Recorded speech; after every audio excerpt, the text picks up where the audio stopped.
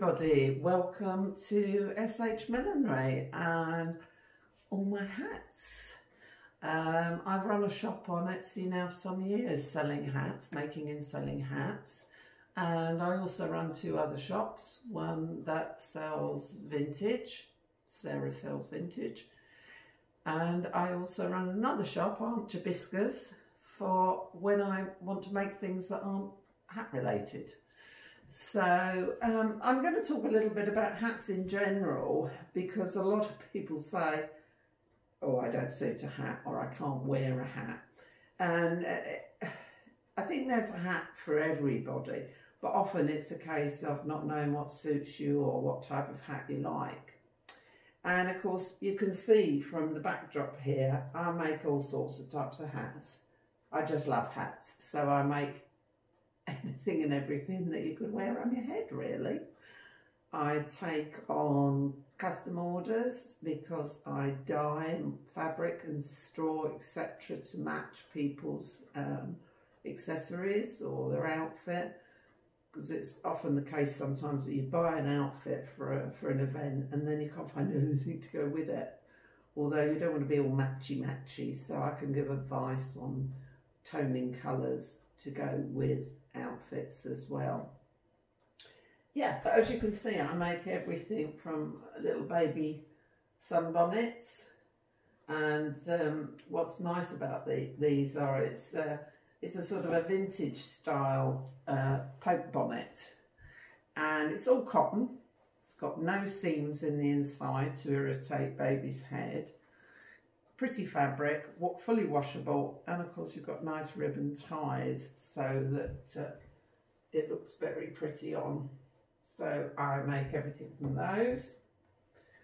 I make bridal tiaras. This one's beaded on bridal satin. I also make them more involved with a lot of ribbon work. I do love ribbon work, it gives such a lovely effect. So that's one with ribbon work. Now again, I was rudely interrupted by the phone, so I had to splice the video. So back to where I was. I also do a lot of embroidered berets, and this one has a spider's web and a beautiful little vintage blue glass spider on it, brass and blue glass spider. When I do the embroidery, it's either freehand on the machine or it's by hand. So this one has got seed heads on it, so like that. This one has also got seed heads on, poppy seed heads, like that. I don't draw anything out beforehand, I just go with the flow.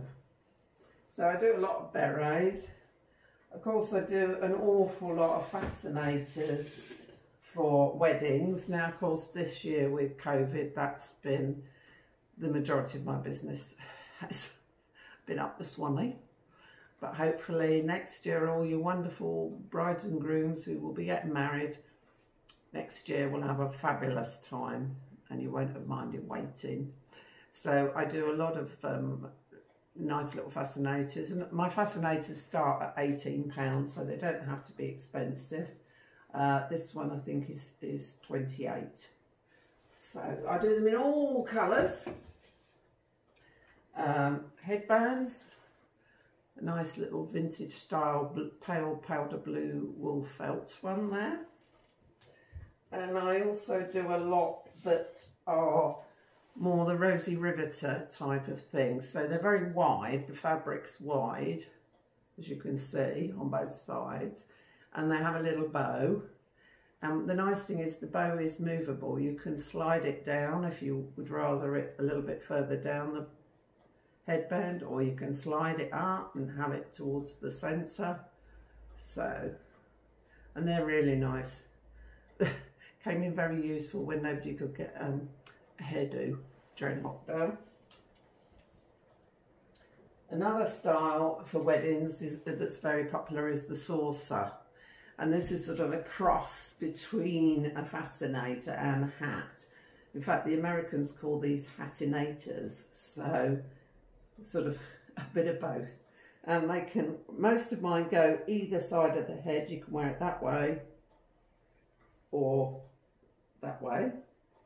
And again, I'll do custom orders in a colour to suit. This straw, I dyed this very, very pale blue because you can't seem to get a pale blue.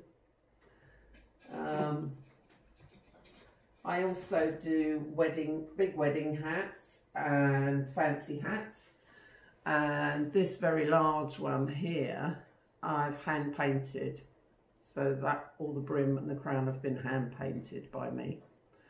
So,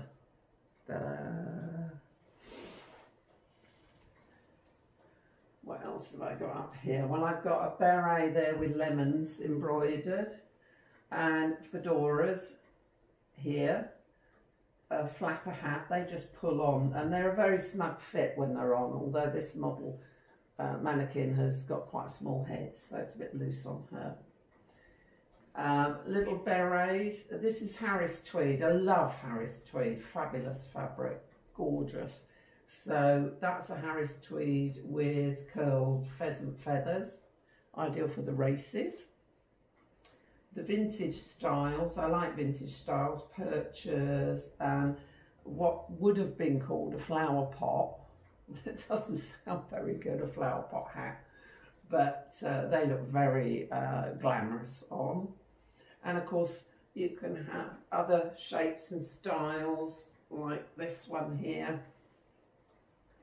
Lots of ribbons creating a really nice effect on the side. Now, while I was trying this on, I was going to say I have a big oblong face with a very square jaw. So for me, if I want to wear a hat, and I found this over the years, I don't look good in little things. They don't look great on me. They're just not suitable. If you've got an oval face or a heart-shaped face, you can pretty much wear anything you like. You can get away with a fascinator, hair clip, a big hat, anything. But anyone else, if you've got sort of more of a rounded shape or a long shape or a square jaw like me, you want to offset that.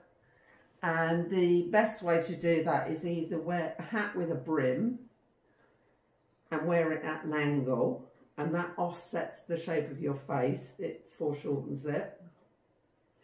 Or wear something like a beret, pull it down nice at, again, an angle.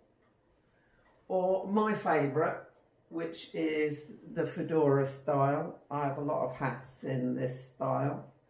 And again, that suits a larger, squarer or oblong face. So what you're doing is you're adding a little bit of height. I wouldn't have a very tall hat because it would make my head look even more elongated.